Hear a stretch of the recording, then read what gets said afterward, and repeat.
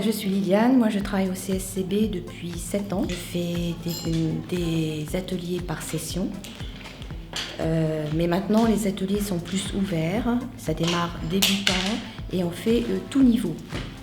Sachant que c'est tous les lundis après-midi, voilà, ça tourne très bien, on a une très bonne ambiance, on utilise beaucoup de matériaux différents et il y a un très bel échange entre les personnes, justement, ce qui permet la créativité de chacun.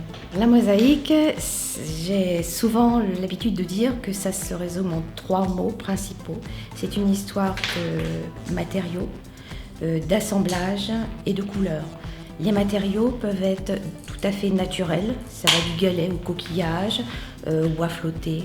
Bien sûr le marbre, l'ardoise, mais ça peut être aussi des produits qui sont fabriqués, principalement le verre artisanal, tel Orsoni ou Albertini, qui sont 2 verriers fameux dans le monde, et également du verre dit industriel, où il y a énormément de couleurs.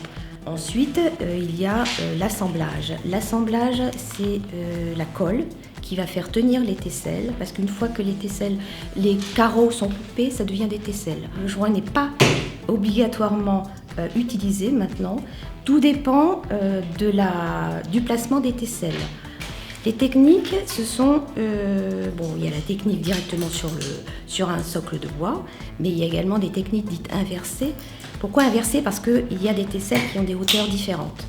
Donc pour retrouver un aspect relativement plat, on va les coller à l'envers sur un socle. Et après, on va les retourner. Il y a également la technique sur volume qui est intéressante parce que justement, de travailler sur un volume nécessite une découpe et une pose de tesselle très petite. Parce que bien sûr, plus la tesselle est grande, elle va tomber. Donc on est obligé de faire des choses très petites et minutieuses pour que ça puisse coller donc, à ce volume. Une technique qui est intéressante aussi, c'est la pose sur filet. Parce que le filet peut intervenir sur la pose de mosaïques sur des meubles, des colonnes, qui sont très difficiles à coller, puisque de par leur forme, elles sont difficiles. Donc on fait des petits panneaux de filet, on utilise la colle, on colle normalement, on ne jointoie pas, on installe à la colle intérieure sur le support et après on nettoie et on fait le joint en dernier lieu. Le lettrage aussi, c'est pour faire des lettres, des panneaux de rue, des choses comme ça, tout ce qui est possible de faire, des frises en lettres, une phrase en lettres, enfin voilà. Ça c'est les principales techniques abordées dans l'atelier au CSCB. C'est vrai que la mosaïque, on en voit dans beaucoup de pays, dès l'origine, puisqu'elle remplaçait la peinture. Et la mosaïque, on peut dire qu'elle est partie du marbre de Rome, mais elle a fait beaucoup de chemin. Et elle arrive maintenant dans la rue, elle se pose dans la rue, elle est dans le street art.